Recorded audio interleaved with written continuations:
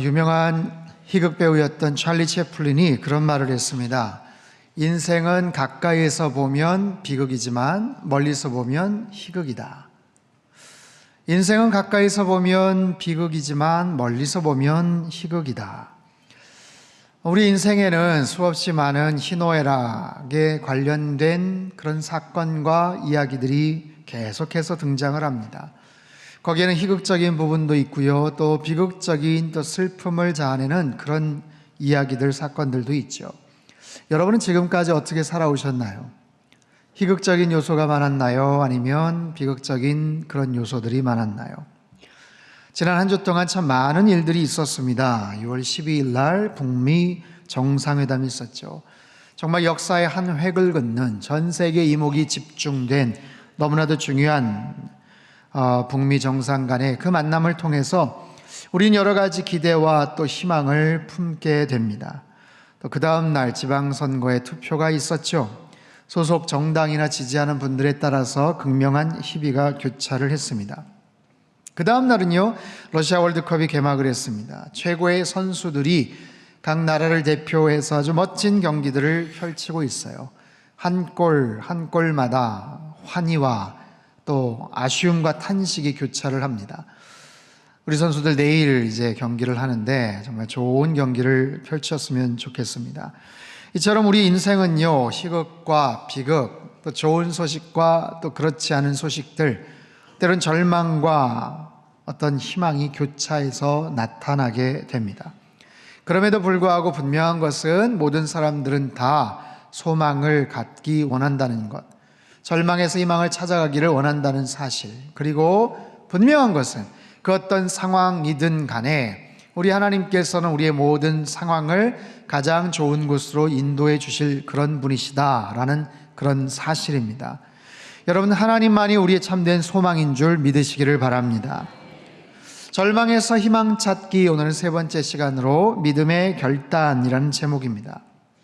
사사시대 흉년을 피해서 모압 땅에 이주했던 한 가정, 하지만 10년 동안 너무나도 안타까운 그런 상황들이 그 가정에 펼쳐졌어요. 나오미, 10년간 남편과 두 아들을 잃고 절망 가운데 있던 나오미는 다시 고향 땅 베들레헴을 향해 떠나기로 작정을 합니다. 함께 따라 나서는 두 며느리에게 너희들 그럴 필요 없다, 너희들 아직 젊고 이곳이 너희 고향 땅 아니냐, 이곳에서 그냥 너희들 제가하고 여기에서 마음껏 자유로운 제2 인생을 펼쳐라.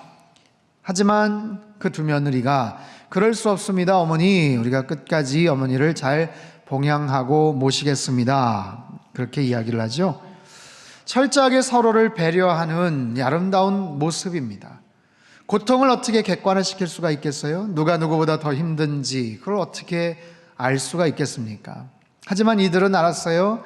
나보다 며느리들이 더 힘들 것이다. 며느리들은 알았습니다. 우리보다 어머니가 훨씬 더 힘들 거야. 참 귀한 그런 마음이죠. 하지만 다시 한번 강하게 만류하는 그 시어머니 나오미의 말에 첫째 며느리 오르바는 눈물을 흘리면서 작별의 키스를 합니다. 하지만 룻은요, 끝까지 따르겠다고 다짐을 하죠. 이것이 지난주 마지막 부분이었어요. 오르바는 그의 시어머니에게 입맞추되 룻은 그를 붙쫓았더라. 14절 말씀, 룻은 그를 붙쫓았더라. 우리가 평상시에 잘 사용하지는 않는 그런 단어 표현인데, 이 붙쫓다라는 말은 룻 기서의 가장 핵심이 되는 말입니다. 그리고 룻이라는 한 여인의 인생에도 가장 중요한 그런 핵심 키워드가 되죠. 누군가를 뒤따르는데 그냥 따르는 게 아니라 정말 즐거운 마음에서 기꺼이 따르다, 그를 섬기기 위해서, 그를 정말 사랑하는 마음에서 그를 뒤따라가다라는 그런 표현이에요. 굉장히 강력한 힘을 가진 그런 단어. 자, 그런 마음을 가지고 시어머니를 따라가는 룻, 그에게는 놀라운 믿음의 결단이 있었습니다. 오늘 설교의 제목처럼 믿음의 결단. 우리가 지금 처해 있는 상황이 어떠한가? 여러분 어떠세요? 지금 처해 있는 상황이 어떠십니까? 괜찮습니까? 아니면 요즘 좀 힘듭니까? 우울합니까? 속상합니까? 아니면 어떤 방향을 향해서 나아가고 있습니까? 지금 상황이 어떠하든지 간에 그 어떤 절망이든지 하나님은 그 절망에서 우리를 건져내실 수 있는 분이세요. 그 절망에서 희망을 찾기 위해서는 이 믿음의 결단이 필요하더라라는 거예요. 첫 번째로 룻의 믿음의 결단입니다. 한 번 더 만류하는 나오미에게 룻은 굉장히 감동적인 아주 분명한 의지를 가지고 다시 한번 이야기를 해요. 16절 17절 말씀 우리 한번 같이 읽겠습니다. 시작. 룻이 이르되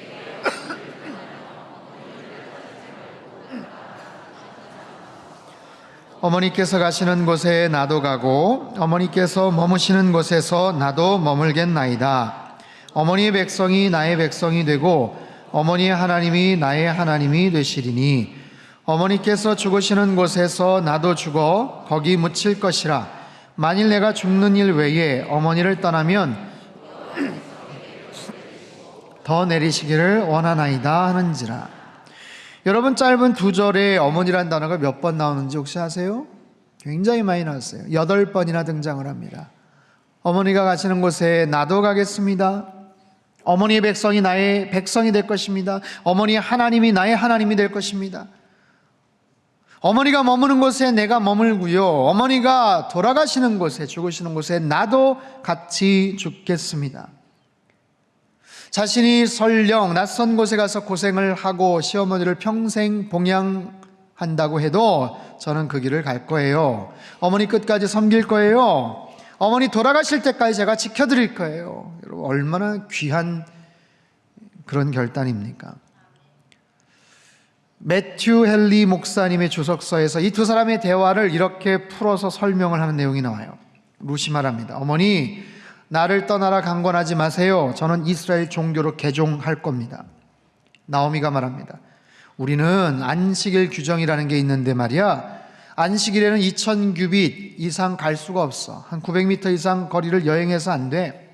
룻이 말합니다. 예, 어머니 가시는 곳에 저도 갈게요. 나오미가 말합니다. 얘야, 우리는 이방인과 함께 밤을 지내지 말도록 명령받았단다. 룻이 말합니다. 어머니, 그래도 저는 어머니가 머무는 곳에 어떻게든 머물 거예요. 나오미가 말합니다. 얘야, 우리는 613가지 율법의 계명을 지키도록 명령받았어. 룻이 말합니다. 어머니 지키는 것 제가 힘들어도 같이 지키겠습니다. 나오미가 말합니다. 얘야, 우리는 이방신을 섬기는 것이 금지되어 있단다. 룻이 말해요. 어머니, 다시 한번 말씀을 드리는데 이제 어머니 하나님이 저의 하나님이 될 것입니다. 나오미가 말해요. 우리에게는 악인을 향한 사형법이 있어. 그리고 우리에게는 우리들만의 매장지가 있단다. 룻이 말합니다. 예, 어머니, 저도 어머니 모시고 잘 살겠습니다. 그리고 장차 어머니가 묻히는 그곳에 저도 묻히겠습니다. 여러분, 이 며느리 룻의 비장한 각오를 보십시오. 어떻게 이런 놀라운 결단을 할 수 있었을까요? 단순히 어머니를 향한 애정, 어떤 신의로만 보기에는 참 어렵습니다. 어머니를 향한 사랑과 그 애정이 있지만 그것을 넘어서는 어떤 특별한 확신이 있는 것 같아요. 즉, 그 어머니가 섬기는 하나님에 대한, 그 신에 대한 분명한 신뢰가 담겨져 있어요. 여러분, 룻은요, 모압 여인입니다. 이방 사람이에요. 하나님을 전혀 알지 못했던 여인이죠. 그런 룻이 어떻게 하나님을 알게 되었을까요? 당연히 결혼을 하면서 그렇게 알게 되었을 거예요. 여러 가지 안타까운 비극적인 일들을 겪으면서 그 어머니 나오미가 보여줬던 그런 행동을 유심히 봤을 겁니다. 그렇다면 룻이 보였던 이 믿음의 결단 이전에 그 어머니가 보였던 믿음의 모습들이 있더라라는 거예요. 시어머니 나오미의 믿음은 어느 정도일까? 그 어머니는 어떤 결단, 믿음의 결단을 했을까? 같이 살펴볼 필요가 있어요. 여러분, 나오미가 왜 고향 땅으로 가겠다고 결심을 했을까요? 지난주 본문인데 6절 말씀을 같이 한번 읽죠. 시작. 그 여인이 모압 지방에서 여호와께서 자기 백성을 돌보시사 그들에게, 자, 그 여인은 바로 나오미죠. 모압 지방에서 들은 거예요. 여호와께서 자기 백성을 돌봐주셨다. 그래서 그곳에 양식을 주셨다. 야, 그렇다면 빨리 그곳으로 가자. 이게 어떻게 보면 액면 그대로 보면 양식이 없으니까 베들레헴을 훌쩍 떠나서 고향 땅을 떠나서 모압 땅으로 갔고, 또 그쪽에 양식이 있다고 하니까 이제 훌쩍 떠나서 그쪽으로 간 것 같이 보여져요. 하지만 여러분, 나오미는 양식을 구하기 위해서 간 것만이 아니에요. 만약에 그렇다면 이게 더 정확하죠. 모압 땅에 10년 살았는데 고생 죽어라고 하고 남편도 잃고 두 자식도 잃었는데 거기에 또 극심한 흉년이 닥쳤다. 베들레헴에 10년 전에 그러더니 이번에는 모압 땅에 닥쳤다. 야, 이곳은 살 곳이 아니다. 그런데 마침 그곳에 풍년이 임했다더라. 야, 그럼 빨리 그쪽으로 가자. 이러면 이야기가 뭐 그렇게 이해가 되겠죠. 근데 모압 땅이 지금 뭐 흉년이거나 기근이거나 그런 이야기는 없어요. 여러분, 먹을 걸 생각하면 거기에 그냥 머물러도 됩니다. 이미 결혼도 시켰고 또 젊은 이방 며느리들 그곳에 살고 있고 이제 어느 정도 기반을 잡고 있었을 거예요. 그럼에도 불구하고 굳이 고향 땅으로 가려고 했던 것은 뭘까요? 여러분, 나오미는요, 지난 10년 동안 그 가정 안에 자기 집안에 있었던 심상치 않았던 그 문제를 그냥 단지 우연이라고 생각했을까요? 그렇지 않아요. 그렇지 않습니다. 분명히 그 문제를 신앙의 눈으로 바라보려고 했을 겁니다. 왜 우리 가정에 이런 문제가 생기는지, 왜 이런 어려움이 생기는지, 왜 이런 고난이 생기는지, 하나님께서 왜 이런 고통을 허락하시는지, 그래서 때로는 원망하고 하나님께 탄식하고 때로는 부르짖고 기도하면서 영적인 눈으로 그 가정의 문제들을 해석하려고 노력을 했을 거예요. 그런 상황 속에서 하나님의 뜻을 묻지 않고 모압으로 갔던 10년 전에 그 결정이 잘못되었던 거구나. 양식을 쫓아서 하나님이 원치 않았던 그 땅에 가서, 전혀 하나님 알지 못하는 그곳에 가서, 이방신 그모스 신을 섬기는 그곳에 가서 목숨을 부지하고 있었던 것이 잘못된 결정이구나.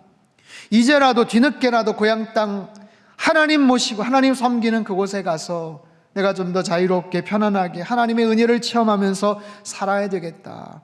경제적으로 재정적으로 그것이 어떻게 될지 몰라도 하나님을 온전하게 믿고 찬양하며 인생을 마감하고 싶었던 거예요. 여러분, 나오미가 내렸던 믿음의 결단은 양식의 문제가 아니라 신앙의 문제였어요. 여호와께서 그들의 백성을 돌보시사 주의를 기울이다, 특별한 관심을 갖고 보살피다라는 의미예요. 하나님께서 그 백성, 그 민족 돌보셨다면, 그 땅을 돌봐주신다면 나의 남은 인생도 돌봐주시지 않겠는가? 그 땅을 돌봐주시고 그 민족을 돌봐주시고 살펴주시는데 하나님께서 나의 남은 인생도 그렇게 지켜주시지 않겠는가? 비록 며느리들과 결별을 하고 혼자 떠나는, 나이도 먹고 건강도 상치 않은데 힘든데 그런 상황에서 혼자 떠나지만 하나님께서 나를 돌봐주시지 않겠는가? 이런 믿음의 결단이 있었던 거예요. 이런 시모, 나오미의 모습을 본 룻 마음속에 다른 며느리하고는 달리 이게 뭔가가 있다. 어머니가 결정하시는 그 결단 안에는 뭔가가 있다. 하나님을 원망하는 것이 아니라 더더욱 하나님을 온전하게 붙잡고 의지하시는 그 어머니의 그 믿음이 뭔가. 여러분, 룻은요, 나오미의 결심을 보면서 자신도 믿음의 결단을 내린 거예요. 자신이 그동안 믿었던 그모스라는 그 신을 버리고 자기 고향 땅을 버리고 친구들, 친척들, 가족들을 떠나서 어머니의 백성이 나의 백성이 되고 어머니의 하나님이 이제 나의 하나님이 될 것이다라는 믿음의 결단을 한 거죠. 17절에서 룻이 이렇게 결심을 확증합니다. 17절, 만일 내가 죽는 일 외에 어머니를 떠나면 여호와께서 내게 벌을 내리시고 더 내리시기를 원합니다. 여러분, 이건 아주 독특한 히브리 사람들이 사용하는 저주 맹세 억구입니다. 그들이 사용하는 그런 패턴, 그들이 사용하는 자주 쓰고 있는 맹세 억구. 만약에 이 약속을 깨면, 내가 이 결심을 만약에 파기하면 하나님께서 나에게 벌을 내리시고 더 내리시기를 원합니다. 여러분, 이 말을 어디서 배웠겠어요? 가족들에게서 배웠겠죠. 그 어머니께서 배웠겠죠. 하나님의 이름으로 하는 것이 얼마나 중요하고 함부로 번복할 수 없는 일이라는 것을 알았겠죠. 그래서 그 타이밍에 얘기하는 거예요. 어머니 자꾸만 얘기하지 마세요. 제가 그냥 하는 얘기가 아니에요. 제가 그냥 먹은 결심이 아니에요. 만약에 이 일 외에, 죽는 일 외에 어머니를 떠나면 하나님께서 나에게 벌을 내리시기를 원합니다. 굉장히 비장한 각오를 담아 하고 있는 이 결단. 여러분, 절망에서 희망으로 나아가는 것은 쉽지 않아요. 모든 사람들이 그것을 바라지만 그 단계를 넘어서고 그 어려움을 뚫고 나가는 것 쉽지 않습니다. 하지만 이 룻과 나오미의 인생 여정에서 이 아름다운 믿음의 결단, 다른 사람들에게서 찾아보기 쉽지 않은 이 믿음의 결단이 있었기에, 여러분, 결단이라는 건 뭐예요? 그냥 입으로 고백이 아니에요. 입으로만의 어떤 그런 시인 고백이 아니에요. 그렇게 행동하겠다는 온 삶의 맹세를 담은 아주 분명한 그런 의지입니다.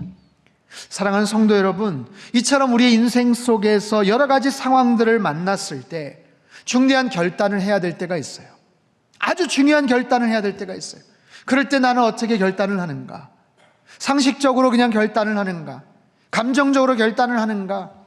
아니면 좀 악한 마음과 그런 삐뚤어진 심정을 가지고 결단을 하는가? 그게 아니라 이런 믿음의 결단을 하는 것, 항상 이런 믿음의 결단이 있지는 않습니다. 보통 때는 그냥 상식적인 선에서 결단을 하고 결정을 하고 살아가요. 그런데요, 아주 특별한 일들, 정말 내 인생의 하나의 기로가 되는 아주 분명한 그런 상황들, 하나의 분기점이 될 수 있는 어떤 그런 상황들, 어려움에서 정말 타개해야 될 그런 상황들, 지금 좋은데 더 좋은 모습으로 뭔가를 투자를 해야 되는 어떤 그런 상황에서는 이런 믿음의 결단이 필요하더라라는 거예요. 룻이 보였던 믿음의 결단, 나오미가 보였던 믿음의 결단, 이제는 우리가 보일 믿음의 결단이에요. 여러분, 어떤 믿음의 결단을 하실 수가 있겠습니까? 말씀드렸던 것처럼 대부분의 사람들, 우리도 마찬가지죠. 일반적인 상황에선 상식적인 선에서 결단을 합니다. 바로 떠나갔던 오르바라는 그 며느리 경우겠죠. 여러분, 이 오르바라는 이 며느리 결코 비난을 받거나 손가락질을 당할 그런 행동을 한 건 아니에요. 물론 좀 더 아쉽긴 하겠지만, 그럼에도 불구하고 시어머니가 분명하게 그렇게 단호하게 얘기를 했기 때문에, 그리고 그 당시 상황에서 젊은 과부들이 보통 친정으로 돌아가는 것이 상식이었어요. 그래서 오르바는 지극히 상식적인 선에서 결정을 내린 거예요. 하지만 오르바의 인생은 거기까지입니다. 성경은 그 이후에 그 여인의 인생의 모습을 관심을 두지 않아요. 어떻게 살았을까 몰라요. 그저 지극히 평범한 삶을 살았겠죠. 특별한 일도 없이, 어떠한 반전도 없이 그렇게 모압 지방의 한 여인으로 그렇게 나이가 들고 늙어갔겠죠.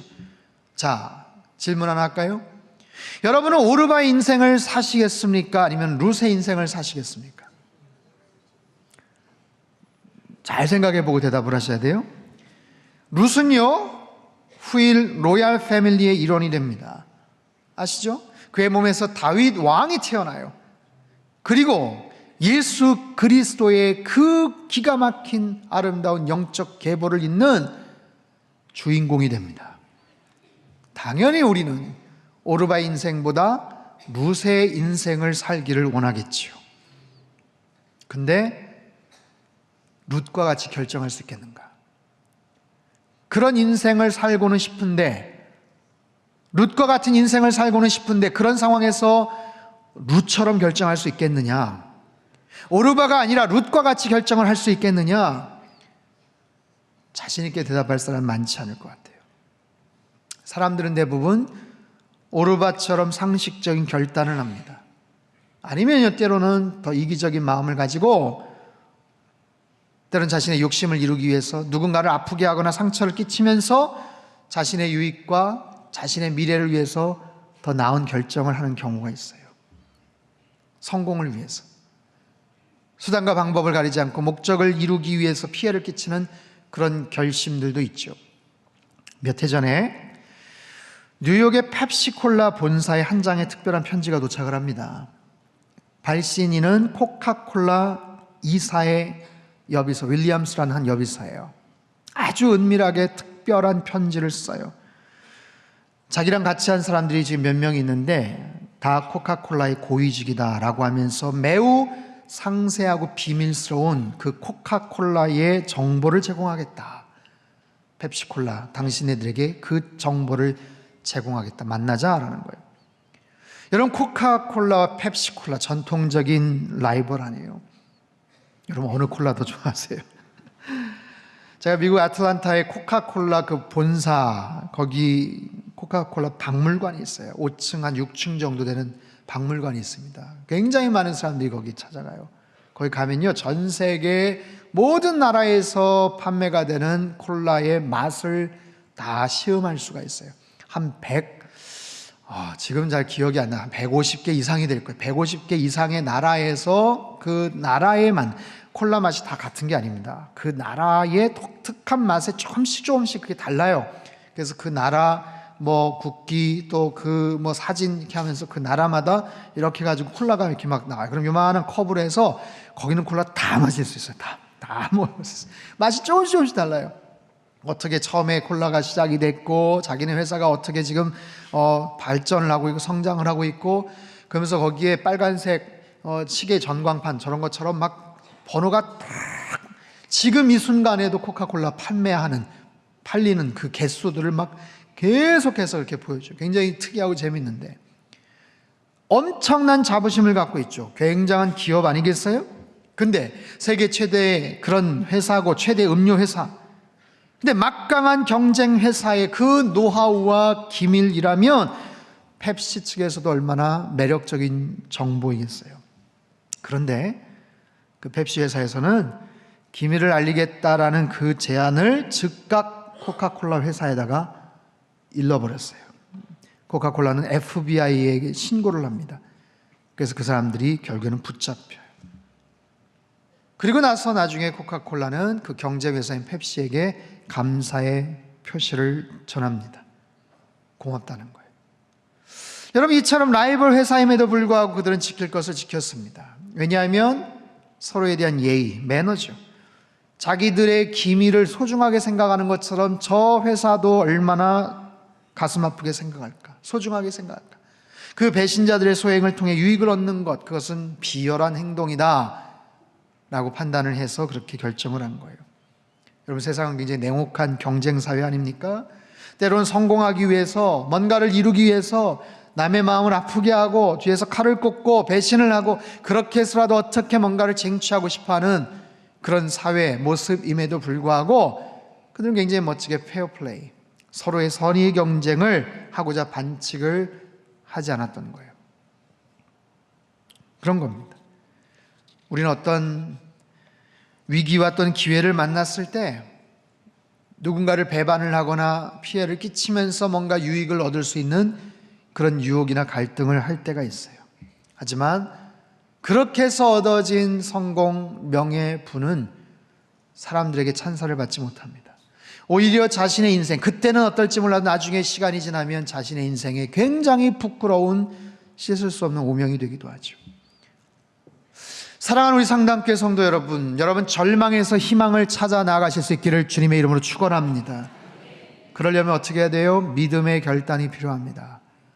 오르바처럼 상식적인 선에서의 결단이 아니고 코카콜라, 펩시콜라 그 이야기처럼 어떤 이기적인 그런 결정이나 판단이 아니고 믿음의 결단, 믿음의 결단. 여러분, 세상에서 우리가 살면서 살아가는 굉장히 중요한 결정들은 사실 이런 믿음의 결단에 근거하고 있어요. 우리가 최선을 다해서 정보를 모읍니다.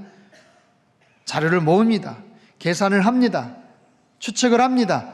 그렇게 해서 나름대로 답을 내리지만 그럼에도 불구하고 우리는 마지막 순간에 믿음의 결단을 해요. 중요한 일일수록, 큰 일일수록, 그리고 단회적인 한 번에 끝나는 그런 일일수록. 왜냐하면 미래를 알 수가 없기 때문에 그렇죠. 여러분, 결혼을 앞둔 신랑 신부를 한번 생각해 보십시오. 그들이 어떻게 자신의 행복을 보장할 수 있겠어요? 그렇게 사랑을 하고 그렇게 행복하기를 원하지만 미래는 알 수가 없잖아요. 내일 일을 알 수가 없잖아요. 결혼을 했다고 해서 하나님이 도와주시지 않으면 안 되는 거잖아요. 새롭게 사업을 시작합니다. 뭔가 회사를 인수합니다. 너무나도 중요한 그런 결정을 합니다. 그래서 컨설팅도 받고 중요한 판단과 예측과 예리한 분석을 통해서 성공을 예견을 하지만 보장은 안 되는 거예요. 누구도 알 수 없어요. 그래서 마지막 사인을 할 때는 믿음의 결단을 하는 거예요. 이처럼 우리의 결단들은 결국에는 우리의 노력과 힘과 의지도 중요하지만 하나님을 신뢰할 수밖에 없는 바로 그런 믿음의 결단. 그래서 여러분, 이런 중요한 믿음의 결단 앞에 여러분 이렇게 기도를 하세요. 공의의 하나님, 정직과 바른 생각으로 부정한 일에 제가 동참하지 않겠습니다. 약간의 이득을 위해서 하나님이 원치 않으시는 죄를 짓지 않겠습니다.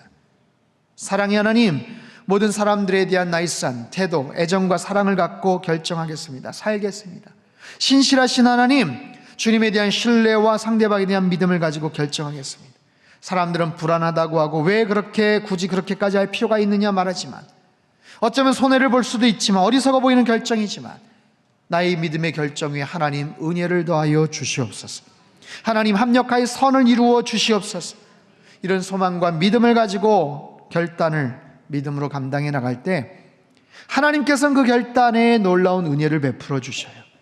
오늘 본문의 룻과 나오미처럼 그 다음의 인생, 지금 굉장히 딱하고 어려운 상황인데 그 다음 인생을 너무 멋진 모습으로 펼쳐주시더라라는 거예요. 제가 이번 주 중에 우리 교회 장로님 부부를 만났어요.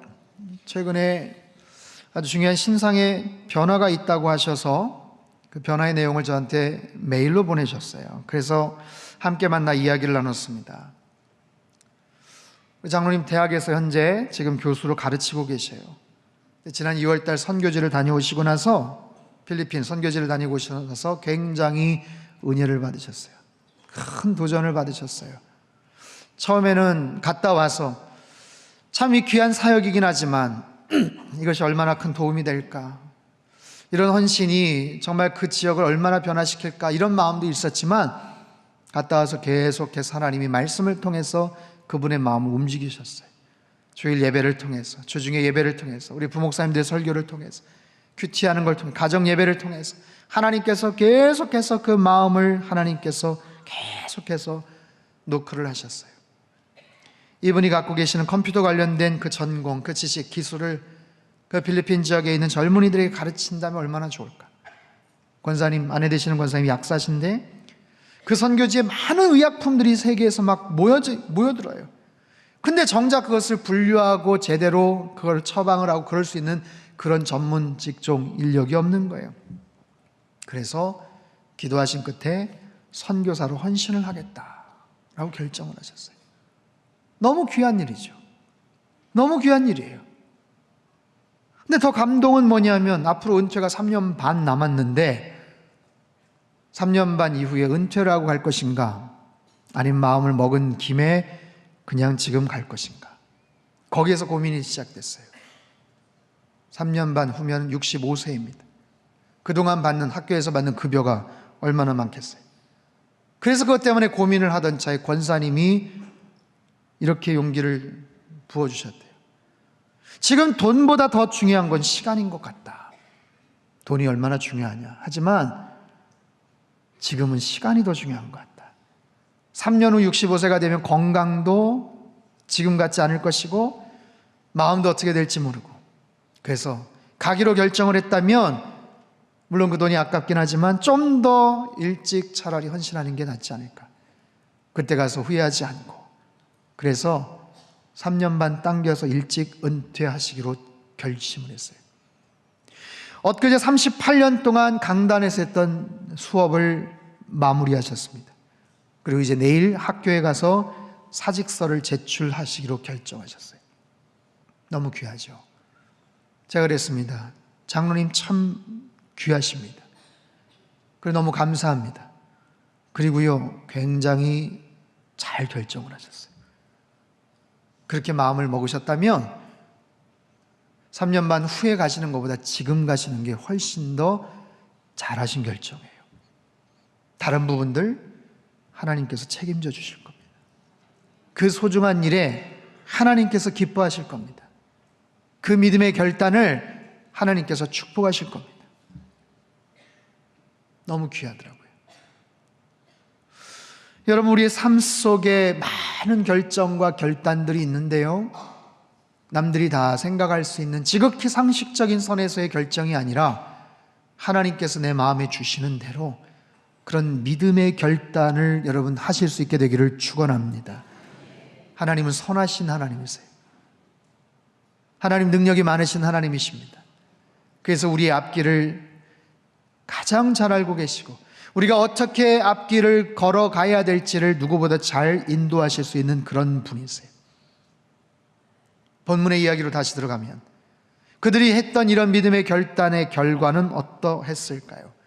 자, 베들레헴에 두 사람이 도착을 합니다.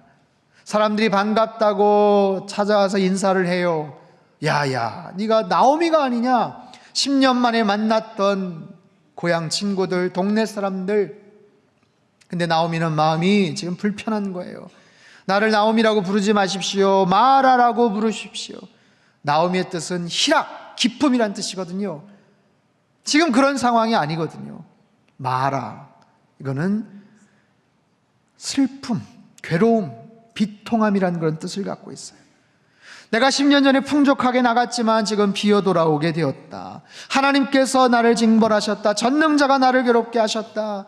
그 마음속의 아픔을 가지고 그곳에 갑니다. 자, 도착했던 때가 언제였는가? 22절 말씀을 같이 한번 읽겠습니다. 시작.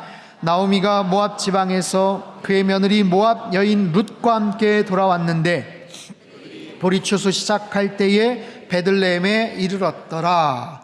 보리 추수 시작할 때, 아직 나오미의 마음속에는 결단은 그렇게 했지만 마음이 불편한 거예요. 힘든 거예요. 걱정이 앞서는 거예요. 그런데요, 보리 추수 시작할 때, 여러분, 뭔가 서광이 비치는 것 같지 않으세요? 희망이 보이지 않습니까? 우리의 삶 속에서요, 하나님은 언제나 희망의 씨앗들을 이렇게 남겨주시더라고요. 아무리 상황이 어렵고 힘들어도요, 하나님께서 남겨주신, 지금 잘 보이진 않아요. 이게 뭐가 될까 싶은데요, 그 희망의 씨앗들이 우리 삶 속에 있더라고요. 반대의 경우도 있죠. 불행의 씨앗도 있습니다. 지금은 그게 별것 아닌 것 같지만 내가 어떻게 판단하고 결정하느냐에 따라서 홧김에, 욱하는 성격에, 술김에 참지 못하고 뭔가를 행동하고 결정할 때 아주 평온했던 삶의 모습들이 그냥 확 깨어져 버리는 그런 경우들도 있어요. 그런 것처럼 반면에 하나님께서는 우리의 삶 속에 그런 희망의 씨앗들을 숨겨놓으셔요. 여러분, 내 삶 속에 하나님이 숨겨놓으신 그 희망의 씨앗을 바라볼 줄 아는 그런 영적 안목이 우리에게 있게 되기를 바랍니다. 그것을 바라보며, 그 하나님을 바라보며 의지하며 뭔가를 결정하는 거예요. 아무리 삶이 힘들어도 인간의 그 최악의 절망을 하나님은 최선의 소망과 희망으로 바꾸어 주실 줄 믿습니다. 그런 믿음의 결단, 아무 때나 하지 않아요. 아주 분명하고 중요한 분기점이 될 때, 나의 삶이 한 단계 뭔가 업그레이드가 될 때, 방향을 향해 나아갈 때 하나님께서 그런 상황을 우리에게 펼쳐놓으셔요. 그럴 때가 기회예요. 그럴 때가. 그것이 하나님이 우리에게 주신 영적 기회예요. 그럴 때 그냥 대수롭지 않게 넘어가지 마시고, 상식적인 선에서 그냥 넘어가지 마시고 기도하면서 믿음의 결단을 한번 해보십시오. 그럴 때 하나님께서 우리의 삶에 놀라운 은혜와 역사를 부어주실 줄 믿습니다. 룻이 보였던 믿음의 결단, 나오미가 보였던 믿음의 결단, 말씀드렸던 그 장로님 부부가 보였던 그 믿음의 결단과 같이 우리의 삶 속에 이런 믿음의 결단을 통하여 하나님께서는 우리의 삶을 절망에서 희망으로 바꿔주시고 놀라운 은혜와 축복을 부어주실 줄 믿습니다. 하나님 아버지, 하나님께서 우리의 삶의 주관자가 되시는 줄 믿습니다. 그 땅에 하나님께서 복을 주셔서 그들을 보살펴 주셨다면 나의 인생도 그렇게 보살펴 주실 것이 아닌가. 나오미의 그 믿음의 결단이 있었습니다. 룻의 그 아름다운 결단이 있었습니다. 주님, 우리의 삶 속에서도 동일한 믿음의 결단을 하게 하여 주시옵소서. 절망에서 희망으로 변화되게 도와주시고 지금까지도 좋았지만 더 좋은 모습으로 결정하게 하시고 인생의 중요한 그 분기점 기로 앞에서 하나님 의의 길을 걸어갈 수 있는 하나님의 거룩한 백성, 믿음의 결단을 하는 하나님의 아름다운 신실한 백성들 되게 역사하여 주시옵소서. 존귀하신 예수님의 이름으로 기도하옵나이다. 아멘.